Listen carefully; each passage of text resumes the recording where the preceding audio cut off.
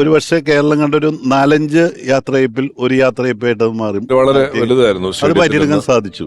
അത് അതിനുവേണ്ടി കാരണം സോനു ഈ മരണം ഇങ്ങനെ ഒരു 5-6 ദിവസം നീണ്ടു നിന്നപ്പോൾ സോനു എൻ്റെ അടുത്ത് വന്നു പറഞ്ഞു, ചേട്ടൻ എന്ത് തീരുമാനം എടുത്തോ അതാണ് തീരുമാനം, അല്ലാണ്ട് അതിൽ വേറെ ആര് പറയുന്നതും കേൾക്കേണ്ട കാര്യമില്ല എന്ന് പറഞ്ഞു.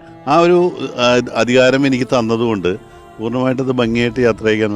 ഇപ്പോഴും ഇന്നസെൻ്റിൻ്റെ കുഴിമാടത്തിൻ്റെ കൂടെ ആളുകളൊന്നും പോകണ്ടറിയോ?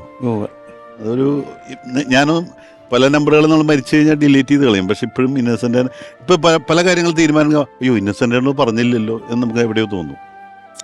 അപ്പോഴാണ് അയ്യോ ഇന്നസെൻ്റ് പോയി എന്ന് നമുക്ക് മനസ്സുകൊണ്ട് ഇപ്പോഴും തോന്നുന്നില്ല.